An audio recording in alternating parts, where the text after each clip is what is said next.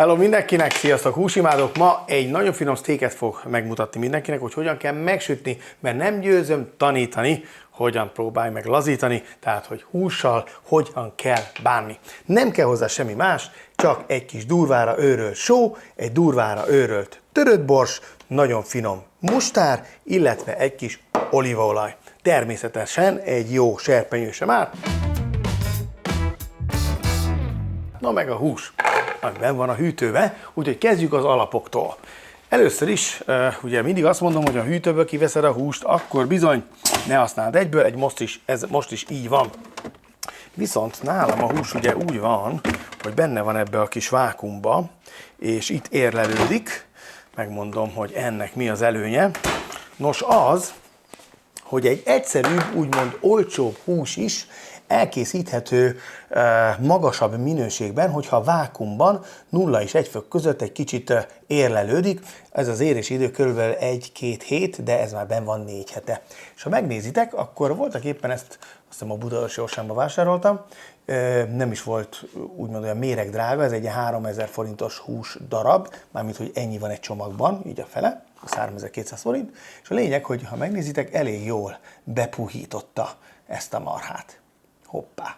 Na, mi van akkor, hogyha nincsen érlelőnk, és hát ugye nem tudjuk így bepuhítani a marhát, akkor sincsen semmi gond. A lényeg, hogy mutatom a technikáját. Először is, ha a hűtőből kiveszitek a húst, ezt úgy lehet kapni, hogy rostélyos, jó? Tehát ez rostélyosként van felcímkézve, így keressétek majd. Tehát fogjátok is a húst, ami ugye így néz ki, hogy körülött ott vannak a zsírszövetek, tehát egész jó. Ha nem megfelelő érlelésű a marha, vagy vágású, akkor bizony kemény lesz még ez is. Na de, hogyan nem lesz az? Fogjátok, és barakjátok a húst körülbelül egy olyan 2 percre mikróba. Na de, a mikrónak is arra a funkciójára, ami úgy van betáplálva általában a mikróba, hogy olvasztó program. Akinek sima, egyszerű mikrója van, az a lényeg, hogy a mikrohullámot azt állítsa mondjuk 900 wattról a legkisebbre 90 wattra. És így ezen a 90 watton töltsön el 2 percet. Így. 0, 0, és mehet. Amíg eltölti a hús a 2 percet a mikróban, erre azért van szükség, hogy a belső maghőmérsékletet, na meg a külsőt is fölvigyük szobahőmérsékletűre. Viszont, hogyha itt hagyjuk a konyhapulton, ez igen sok idő, ha viszont mondjuk meleg serpenyővel berakjuk, az meg nem jó megoldás. Tehát amíg melegszik, addig mi elkezdünk melegíteni egy kis olívaolajat. Miután jó fölforrósodott, félrehúzzuk, és jöhet a hús. Ez az. Lehet látni, vagy fogjátok érezni, hogyha kiveszitek, akkor langyos lesz már a hús. Tehát nem lesz hűtőhideg, langyos lesz, és sokkal lazább lesz a rostozata is, hiszen nincsen úgy összeállva a hidegtől. Na, ilyenkor kell az olajjal bedörzsölni, mert így langyos formájában sokkal mélyebbre tud hatolni a rostok közé az olaj, ezáltal sokkal jobban lehet majd sütni a húst magát. Ilyenkor kell egyébként megsózni is, méghozzá ezzel a nagyszemű sóval, és ezt is próbáljátok így belenyomkodni. Azért jó a nagyszemű só, mert így nagy szemű formában, vagy durvára őrölt formában nem tud olyan gyorsan bemenni a rostok közé, viszont a pirításban meg tud segíteni, hogy a kijövő húsnedveket hopp, elszívja és átpirul ezáltal. Jó, tehát így elő van készítve, most visszatoljuk a serpenyőt a tűzre, és semmi dolgunk nincsen, csak belehelyezzük így. Ez az.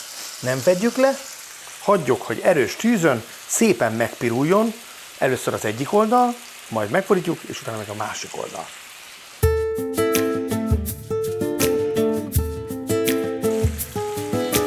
Amikor már így elkezd pattogni, és jön ez a kellemes sült hús illat, na akkor meg kell fordítani. Tehát látjátok, nem lett barna, nem lett piros még a hús, csupán látszik, hogy a rostok összehúzódtak, és ilyenkor fogom és félrehúzom. Így. Most jött hozzá egy kis fokhagyma, méghozzá úgy, hogy nem szeletekre, hanem csak így félbevágom, és oda teszem a zsíradékba, így mindkét oldalára. Most jöhet rá a mustár, szépen besimítjuk, ez az. És ugye a mustárnak is van egy nagyon kellemes íze, amikor megpirul, és ez is hozzá tud adni a húshoz. Tehát látjátok, most már mehet is vissza. És ebbe a mustáros felületbe aztán belepréselem a durvára őrölt borsot is, a törött borsot. Így. És mindig csak így a mustárra szórjátok rá, hogyha így ezen a módszeren sütitek a húst. Így. Pirulhat tovább, most már jön a fokhagymának is az illata. Így. Vihet hozzá még egy kis olívaolaj, rá a mustárra és a borsra. Ez az. Jaj, de várom már, hogy kész legyen. Egyébként mostanában én is ritkábban eszem húst, de amikor eszem, akkor megadom a módját. Akkor jó nagy darab, és megfelelő módon elkészítve. Jó. Tehát amikor már a másik oldala is véletlenül megpirult, vagy legalábbis összerántolott, akkor jött még egy fordítás. Így. Ide is ment a mustár. Jó nagy adag. Így. Ezt is elkenem rajta. Aki még ezt szeretné fokozni, az ilyenkor még pattinthat rá egy kis szószt, jalapeñót.